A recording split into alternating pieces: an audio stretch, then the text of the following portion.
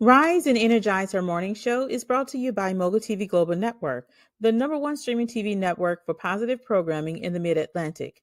To learn how you can energize your business and brand with media, visit www.themogulchannel.com.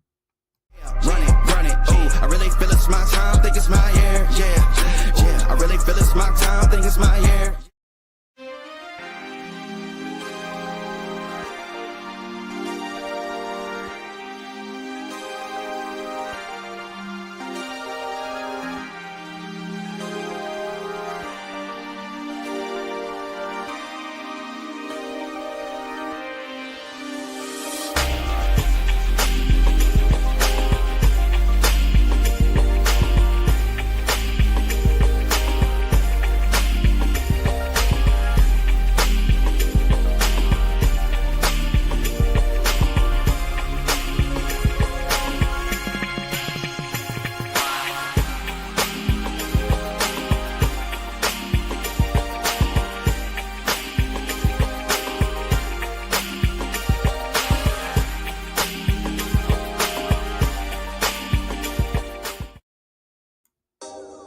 Calling all authors.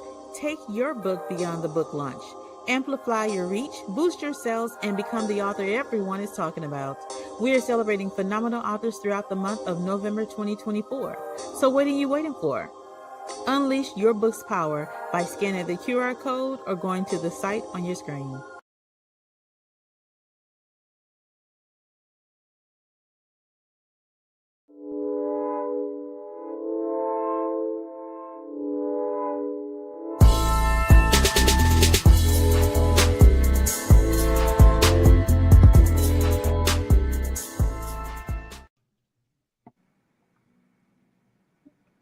Welcome. Thank you all for joining us today. I'm Tameka Chapman, and I am so excited to bring to you today an amazing lady, a phenomenal lady with an amazing story to tell, but also we're here to share something really, really important. And at the time of, in the time of life of where we are now, today's conversation is a total fit. So I want you all to stay tuned. I want you all to get ready to engage with us. I want you all to make sure that you get ready to support what it is that we're bringing to you today. So I am going to welcome on Miss Carteia Basnight, Esquire. Okay. Hello, Hi, Carteia. How are you?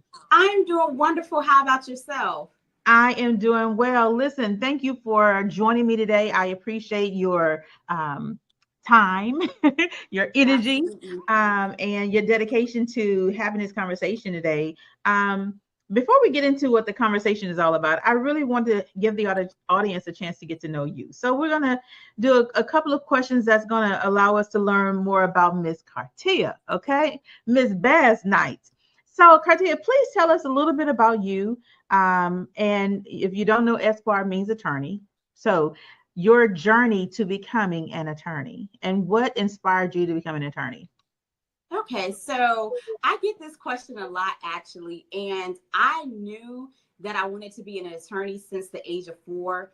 I honestly cannot pinpoint where that desire came from. I just knew that at 4, I wanted to be an attorney, and I never wavered from that desire. I've never changed my mind.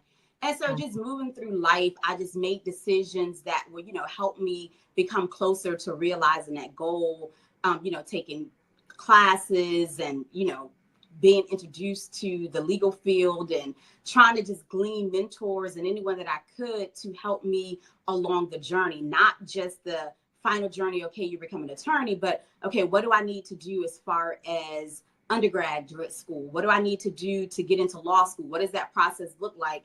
And so I've really been blessed to have people at every stage of this journey to be there to, give me advice and just, help me move it along. I love that. One of the things I do know about, when we are in our careers, having a mentor is like vital, right? Having a great mentor that don't mind speaking life into you and don't mind giving you guidance based on their own experience and expertise is going to help you, one, be successful in your career, but also give you that longevity in the career field that you chose. So when we speak about mentorship, I think you just mentioned mentor, right? How has a mentorship helped you and shaped your career as an attorney? It has, I would say, fast forwarded or jump started or quantum leaped my career for terms that just come to mind. And so I've had mentors throughout, and then coming into the legal field, I would say one of my most, I could say, prominent or influential mentors have been, actually it's two, it's Allison Wells. She was actually my professor in undergraduate, and she helped all the way through the process of law school, after law school, and now we actually, do cases together. So she has been a huge mentor in teaching you, or teaching me, and us, because it's actually a group of us that graduated from Norfolk State University, and we all are attorneys, and just teaching us everything that the law school or the books don't teach you. And so having that extra comfort to know that you have somebody you can ask questions to. And after Allison, who I still talk to regularly, I was introduced to a lady by the name of Verbena Askew. And she was really an influence in the actual, day-to-day practice of law. I had office space with her for a while in the beginning of my practice, and just being next to someone who was so brilliant, who had been doing this for many, many, many years, not spinning the wheel trying to find out what to do, but literally having a human being right there to answer questions, to advise you, to help you with cases, to even allow you to try, cases with her. It just helped to really quantum leap where I was in my career, because it's very different when you're trying to figure it out on your own. And there were some things I still just, had to figure out from practicing, but just having that sense of comfort and having that sense of cushion, knowing that, hey, this is someone who, no matter how silly the question may seem, or how, for lack of a better term, juvenile, when you're a new attorney, some things you just don't know, and some things the law books didn't teach us. But just being able to say, hey, I'm going to be, trying this case, or I have this, what are your suggestions? And then for her to just be able to spit out an outline or blueprint from A to Z was just amazing. I love that. I love that. And the way that you just so eloquently spelled that out when it comes to mentoring, having a mentor is vital, but also you are now in a position of mentoring others, right? And so I'm going to say that I know that from all that has been poured into you and how you operate in your business, you're going to be just as amazing as a mentor, and you're just as amazing as a mentor to the young lawyers that are coming up, those who may still be in law school that are looking for guidance. You are definitely a standout attorney. Can we just put that out there, okay? So, and Tameka, let me tell you, it's one of the most rewarding things that I do on a day-to-day. We run a consistent internship program for undergraduates. Awesome. And those in law school. But when I tell you, it's so rewarding, because it's like, I wish I would have known this at this stage. I wish I would have known this at this stage. I wish I, could have, if I had to redo anything, it would be X, Y, and Z. And so one, to be able to give encouragement, to be able to give steps and guidelines and knowledge to those who are, embarking on this journey, I find it very rewarding. And when I tell you I put my heart and soul into mentorship, I really do. And I enjoy every single moment of it, knowing where they're starting and where they intend to be an end. And we've had multiple interns here in the office that are now, I think we have one that's a 3L, two that's in their second year, and some that are just started. So yeah, it's fun. It's fun. I love that. I love it. Give back is always so much more rewarding, right? Because you're not at a position, and not to go off rails, but that moment that we get to do something, right? It's not that we have to do it, but we have the honor that we get to do it, which is absolutely amazing. And you're going to be blessed 10 times even more because of all of the dedication that you are giving to those that you are mentoring as well. So congratulations. Thank you. Congratulations on that. That's amazing. Now I want to talk to you a little bit about the book, right? The book that you all saw that when we first began, Stop Discrimination Now. the guide to employee rights and remedies. This book is Ms. Basnight's book. Okay, Stop Discrimination Now. Make sure you go get your copy. Y'all see that, all right? However, let's talk a bit about it. What inspired you to want to share the guide to employee rights and remedies? I think seeing individuals very close to me experience discrimination in the workplace, I think triggered the area of law that I wanted to kind of focus on. So even though I always knew I wanted to be an attorney, I did not know like what area really interested me or, you know, that I would take on the most. And I think seeing individuals experience discrimination and not knowing what to do or not having, you know, real recourse, just inspired me to want to learn more about this body of law and then help those who often feel helpless or just don't know what to do. And then coming into practice, you see things and it's like, yes, we want to help everybody, you know, oh, we want to change the world.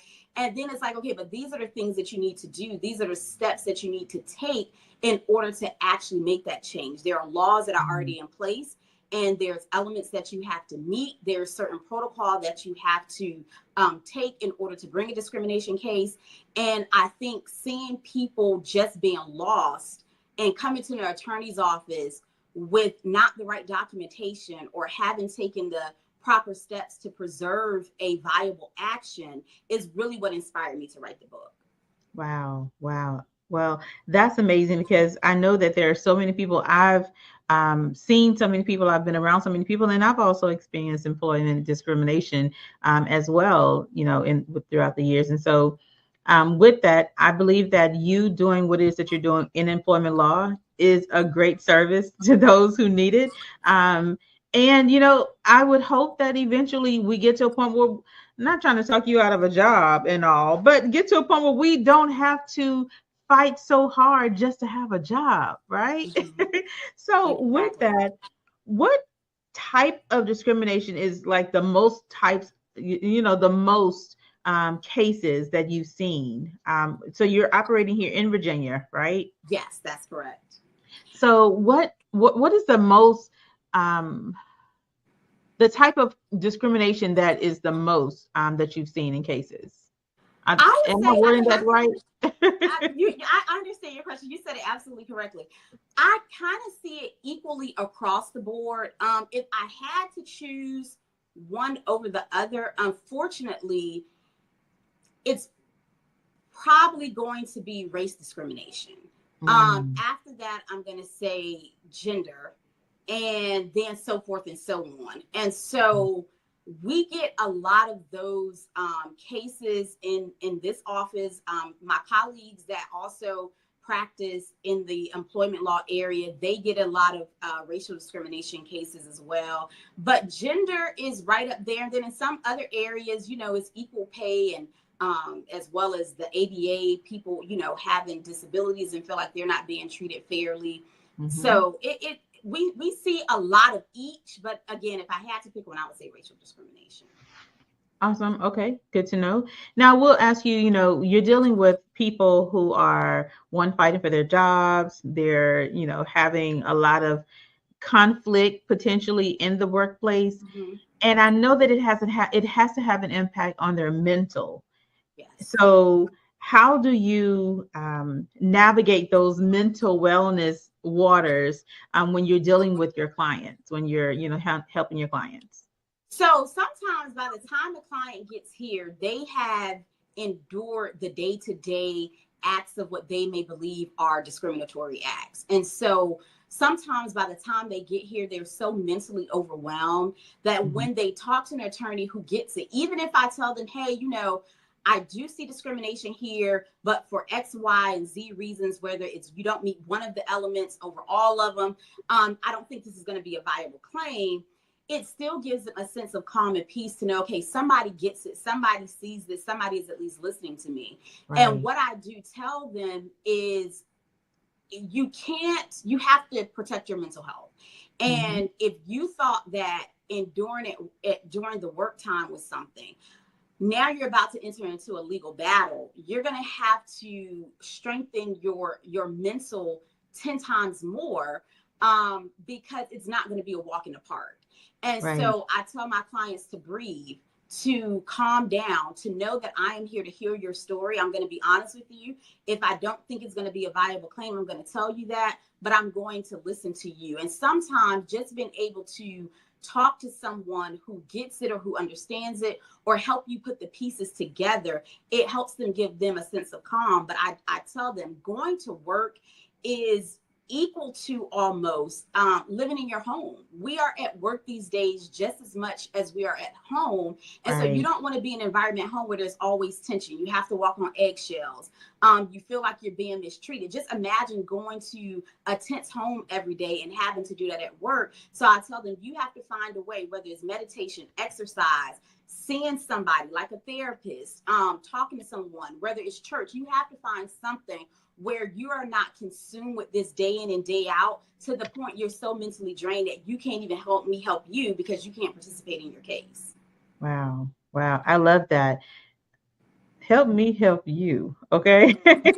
And, you know, I think that's great advice for someone who's mentally just drained from the fight, from having to, you know, get themselves up in the morning to go into a workplace knowing and really feeling that, you know, I gotta put on this armor because I'm getting ready to go in a battle every time I step through this door. So it becomes a lot. It can sometimes become overwhelming from them. Have you ever had clients who started a case and because of all of the conflict that may have sometimes gotten a little worse because, you know, the case has been, it's been escalated, decided that they're no longer going to pursue a case? No, I can honestly say in my years of practice, I've never had anyone withdraw or not want or not pursue the claim because they feel so overwhelmed.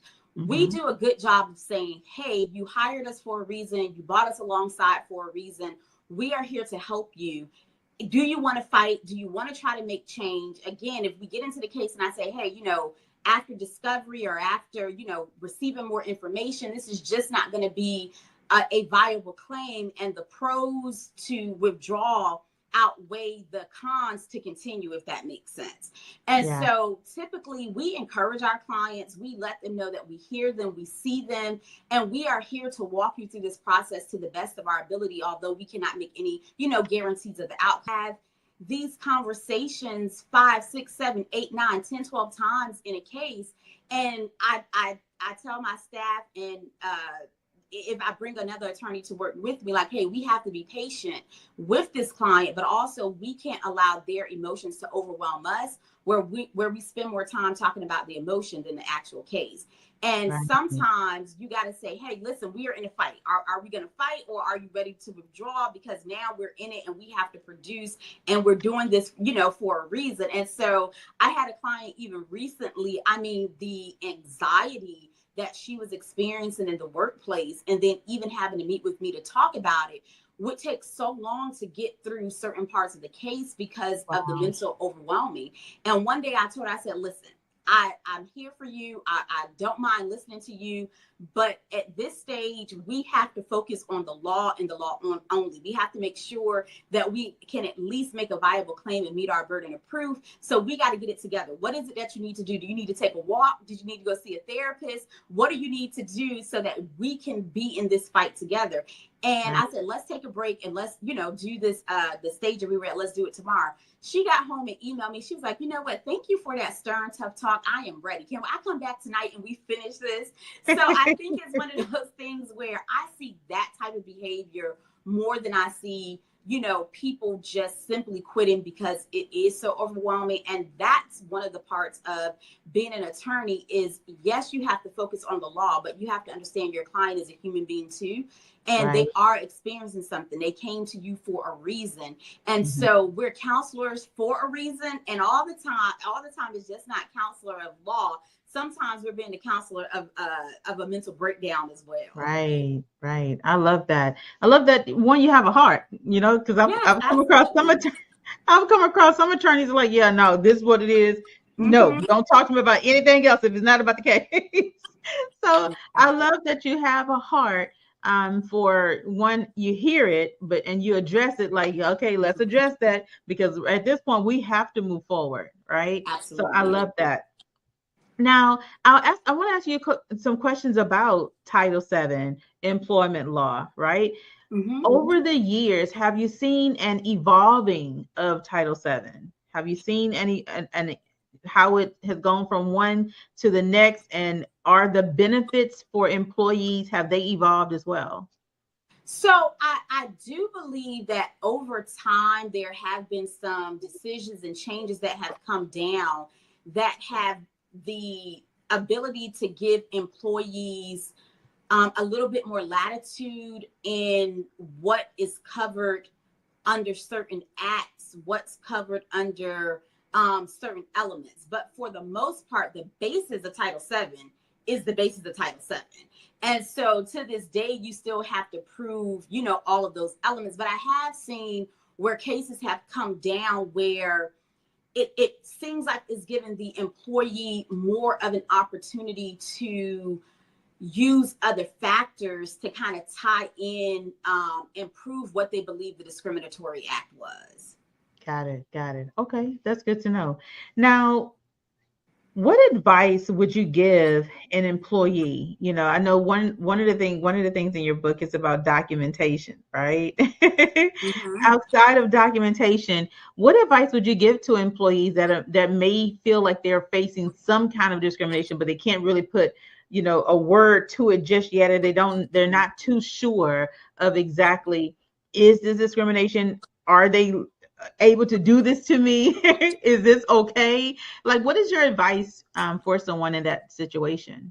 So I tell employees all the time, read your employee handbook. I know sometimes when you're getting hired, you get them, you never look at it again. But I tell employees to make sure you understand your employee handbook and how your job or your employer defines certain things. Make sure you understand their processes. So even though it's covered under the law, and the law is very clear and unambiguous about about discrimination, if you don't know the law, if you don't even know the basis of where do you report if you feel like you're being discriminated against, what are the steps, then, knowing the law is really not even going to help you.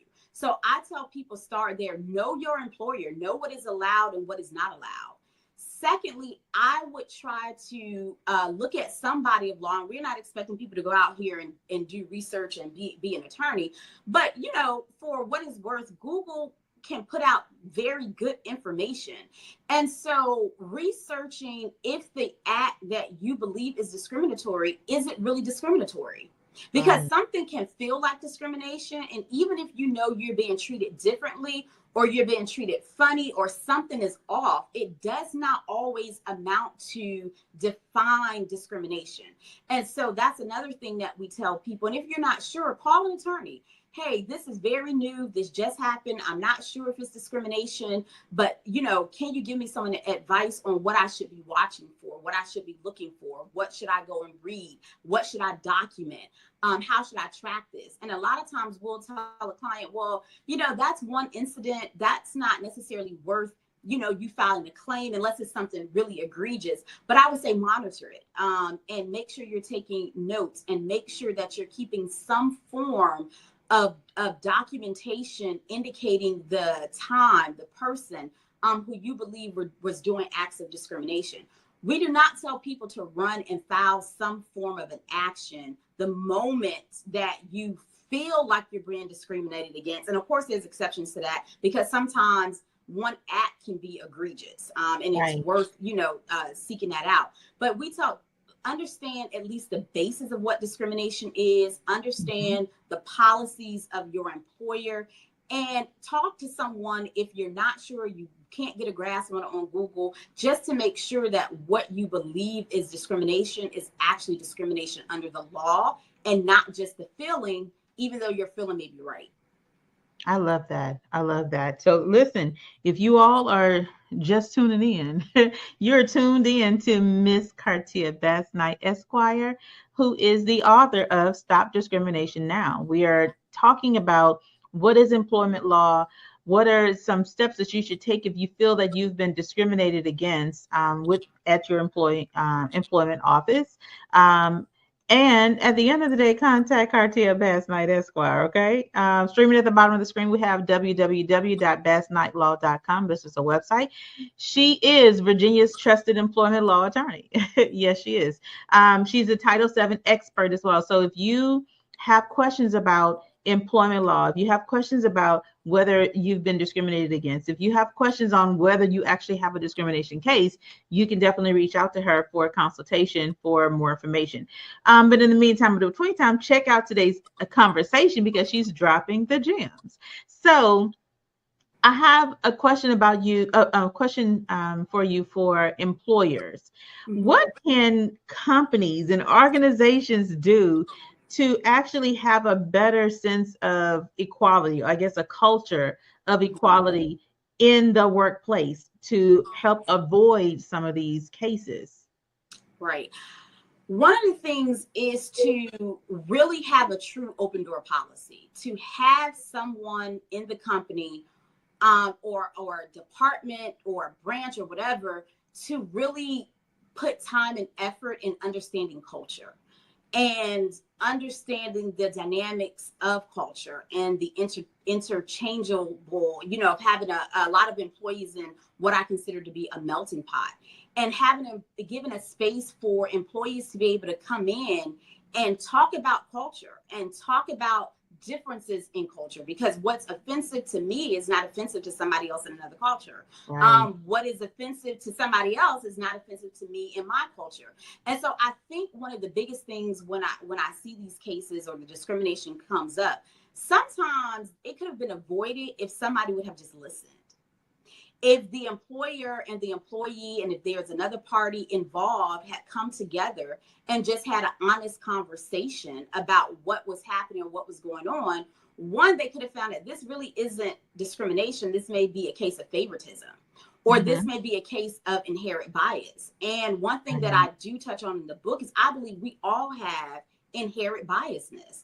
And sometimes we're not even aware of it, and we're not aware of how it affects other people. And you could really mean no harm, but from culture, from environment, and different other factors, some things can come across as if it's discriminatory and really is not true discrimination. But when an employee feels like the employer is not hearing them or understanding how this person's behavior, even the employer's behavior, upper management's behavior, is affecting their workspace, their ability to carry out their job, their ability to feel comfortable at work, then typically people often feel like, well, my only recourse is filing some form of a discrimination act. If it's not, in another particular area of labor law. Some people feel like, well, my only recourse now is to file something that is on the basis of discrimination, and it's really not discrimination. And so I think it is just as important to make sure that employees have a safe space to talk about cultural differences and to be able to report when something comes across as offensive. I feel like when employers don't address things properly early on, or, as an employer, you have 1,000 things to do. You're not there to babysit. You're not necessarily there to be your employees' friends. You're not there to make sure that everybody in the stand is getting along. Everybody is there to do a job, and employers do have a lot on their plate already. So sometimes when something may seem insignificant, it can easily be brushed off. But it's those small things that then I've seen grow into chaos that causes then disorganization. And then you just have this chain reaction where now you have all of this confusion, you have all these people complaining, and before you know it, now people are filing, discrimination things like, oh, I was treated different, or my employer didn't listen to me, and this person was able to do that, or this person was able to talk to me in a kind of way. And now an employer is forced to go through some form of an EEOC process. And really, it was all about understanding your employees. And again, even for employees, your employer is not there to babysit. But I do think that when you can dead things at the most early or level as possible, then you also don't see these types of things snowballing. And again, I go back to going to work. We spend as much time in our jobs as we do at home. And Absolutely. so something that can seem insignificant can really grow to be something that is unnecessary when people are not listened to, or when certain behaviors are not corrected or at least addressed. Awesome. Awesome. I'm just going to put a call to action out here for any company, any corporation or organization. If you have any kind of inkling that there may be something brewing amongst your employees, right now is the time to contact Carteia Basnight, Esquire, to have her come in and actually give a presentation, to have a conversation. www.basnightlaw.com. All right. All right. So, Carteia, last question, because I think this is probably the question that most people will ask. How long do I have to wait before I seek counsel for, it's one thing to have a thought of this may be discrimination. It's one thing to Google, is this considered discrimination? But if I've done the work, if I've documented, the things that are happening, and I've done a consultation, when is the right time to actually hire an attorney to help you with this matter? So different people are going to want to hire an attorney at different stages, but I tell people the moment that you really know you're ready to file something, even if that is internally with your job, because in the law, there's certain administrative prerequisites that certain employees have to go through before they can actually file a lawsuit. So you can't be discriminated against and just, the next day file a lawsuit. There's a process to this thing. And Right. So the moment that you're really going to go forward and, hey, I'm just not reporting to HR. I'm about to launch or file an actual complaint against my employer, even if it's at the in-house stage. I think that is the best time for people to hire an attorney. And even if you hire the attorney on the limited basis to walk you through it, one, they could help to kind of ensure that your complaint has a foundation in actual discrimination versus some other labor law that may apply to you. And then two, the attorney can then monitor from then on out the different things that happen at certain stages. And I've had clients contact and say, well, because these cases aren't cheap, right? So sometimes the client will say, okay, you walk me through that, you give me the knowledge and the preliminary analysis. Let me go ahead and walk through this with my employer to see if we could come to some resolution in-house. And then sometimes once that doesn't work, then they'll say, okay, now it's time to go to the next level. I'm ready to hire an attorney now full on, where my employer now is for communicating directly with counsel. And now my counsel is taking the lead and I am just providing my counsel information and showing up when my attorney tells me to. So I say the sooner the better. One, it can help you save you a lot of money, because it could be another area of labor law that applies to you outside of Title VII. And then two, if your attorney is in it from the beginning, they kind of have a idea of the progress, what's been submitted, what hasn't been submitted, what is the chance of resolution, what has the employer responded to, is this even worth taking the next step, or should you just try to come to some terms that this is going to be what it is, but at least now you've brought something to the employer's attention. I love this. This has been really, really good, really informational for me, even though I'm no longer in the field to even experience this. But this has been eye-opening, and I hope that it's been eye-opening for those who are tuning in. Again, we're talking to Carteia Basnight today, Esquire, on her new book, Stop Discrimination Now, a guide to employee rights and remedies. And again, this is employment law. This is Title VII. This is what you should be doing, how you should be doing, but not just on the employee, but also for corporate America. These are some things, she shared that you could be doing to foster a better sense of community and cultural acceptance in your workplace. So Carteia, thank you so much for joining me today. This has been amazing. I appreciate your expertise and your transparency and sharing. So you all make sure you visit www.basnightlaw.com and get ready to grab your copy of Stop Discrimination Now. And if you're looking for a masterclass for your law firm, if you are an attorney and you're interested in learning more about Title VII, this is now the opportunity for you to reach out to basnightlaw.com to secure an opportunity to join the upcoming masterclass.